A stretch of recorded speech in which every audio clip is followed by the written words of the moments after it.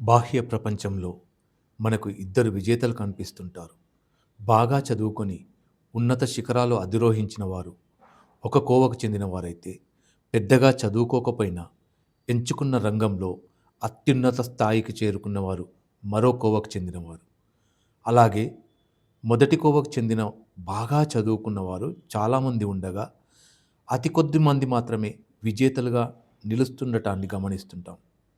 ఇంకా స్పష్టంగా చెప్పాలంటే, మంచి చదువులు చదువుకొని విజేతలుగా నిలిచిన వ్యక్తి సహోద్యోగులందరికీ అంతటి విజయం సిద్ధించదు. వీటిని సునిశితంగా పరిశీలించినప్పుడు జీవితంలో నెగ్గడానికి అవసరమైన లక్షణాలు మరేవో అగోచరంగా ఉన్నాయని అనిపించక మానదు. జీవిత పరుగులో అగ్రభాగాన నిలవగలగడం లలాట లిఖితమని నమ్మే రోజులు పోయాయి. ఈ జగత్తులో ఒక మారుమూల మనిషికి ఒక విజయం సాధ్యమైతే, అదే పనిని మరొకరు అదే మార్గాన్ని అనుసరించి చేయడం ద్వారా సాధించవచ్చునని విశ్వసించి నిరూపిస్తున్న శకం ఇది. అందుకే విజయ సాధకులు నడిచిన దారిని దశాబ్దాల పర్యంతం అధ్యయనం చేసి అసలు రహస్యాలను ఒడిసిపట్టుకున్నారు. వాటినే ప్రపంచం మొత్తానికి పరిచయం చేశారు. మనిషికి బతుకు తెరువు నుంచి మెరుగైన జీవితానికి పునాది వేసే ఈ జీవన నైపుణ్యాలపై ప్రపంచ ఆరోగ్య సంస్థ WHO కూడా అధ్యయనం చేసింది.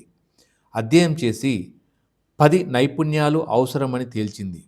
వీటిని ఎంత త్వరగా నేర్చుకొని అవగాహన ఏర్పరచుకుంటే అంత త్వరగా జీవితంలో రాణించవచ్చని పేర్కొన్నది. ప్రపంచ ఆరోగ్య సంస్థ ఎంపిక చేసిన జీవన నైపుణ్యాలు: 1. సృజనాత్మకత ఆలోచన. 2. విశ్లేషణాత్మక ఆలోచన. 3. భావ వ్యక్తీకరణ. 4. ఇతరులతో సంభాషణ. 5. స్వీయ అవగాహన. 6. ఇతరుల భావాలను అర్థం చేసుకోగలగడం. 7. స్థిరంగా నిర్ణయాలపై నిలబడడం. 8. అందరి పట్ల సమభావం. 9. ఉద్వేగాలను తట్టుకోగలగడం. 10. ఒత్తిడిని అధిగమించడం. ఈ 10 ప్రపంచ ఆరోగ్య సంస్థ ఎంపిక చేసిన జీవన నైపుణ్యాలు.